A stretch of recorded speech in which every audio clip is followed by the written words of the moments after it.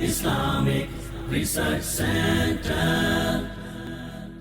Assalamu alaikum wa rahmatullahi wa barakatuh. Brothers and sisters, as we know that we have entered in a new Islamic year اور اس کا پہلا مہینہ محرم الحرام ہے، اور اس مہینے کی فضیلت کے بارے میں آپ صلی اللہ علیہ وسلم نے فرمایا ہے کہ یہ اللہ کا مہینہ ہے، اسے شہر الحرام کہا گیا ہے۔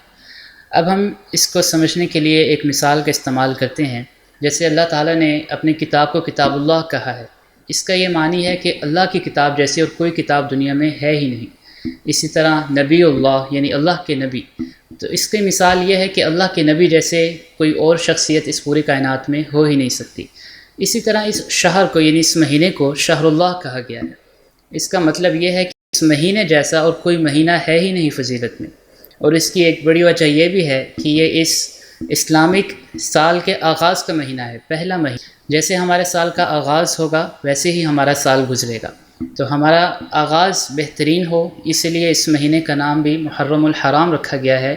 جیسے کہ مسجد الحرام ہے اللہ تعالیٰ کے گھر کا نام، بیت اللہ کا نام، اس کا مطلب ہے کہ بہت سی چیزیں وہاں جا کر جو حلال بھی ہوں وہ ہم پر کرنا حرام ہو جاتی ہیں۔ مثال کے طور پہ حق پر ہوتے ہوئے بھی ہم نہ لڑیں، اور اسی طرح کوئی وائلیشن نہ کریں اللہ تعالیٰ کے کسی رول کی۔ تو اسی طرح شہر میں خاص طور پر جو یہ 4 حرمت والے مہینے ہیں، اس میں لڑائی اللہ تعالیٰ نے جنگ کرنے سے، لڑنے سے اور اپنے اوپر ظلم کرنے سے، ایک دوسرے پر ظلم کرنے سے خاص طور پر منع فرمایا اور حرام قرار دیا ہے۔ اس مہینے کے فضیلت کے بارے میں ہمارے پیارے نبی صلی اللہ علیہ وسلم نے فرمایا ہے کہ رمضان کے بعد سب سے بہترین مہینہ جس میں روزے رکھے جائیں وہ شہر المحرم ہے۔ اور ایک لاسٹ پوائنٹ کہ اس شہر میں، اس مہینے میں 10 محرم الحرام کو بڑی فضیلت حاصل ہے۔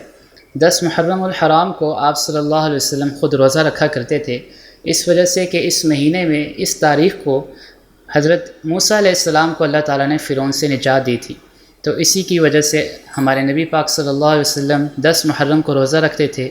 اور اس روزے کے بارے میں حدیث پاک میں آتا ہے، جو صحیح مسلم کی حدیث ہے، کہ جو 10 محرم کو روزہ رکھے گا تو مجھے اللہ سے امید ہے کہ اس کے پچھلے سال کے گناہوں کو معاف کر دیا جائے گا۔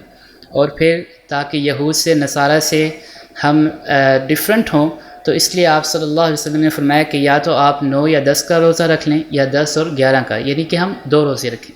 اللہ تعالیٰ سے دعا ہے کہ اللہ تعالیٰ مجھے، آپ کو، ہم سب کو اس پر عمل کی توفیق عطا فرمائے۔ جزاک اللہ خیر۔ اللہ حافظ۔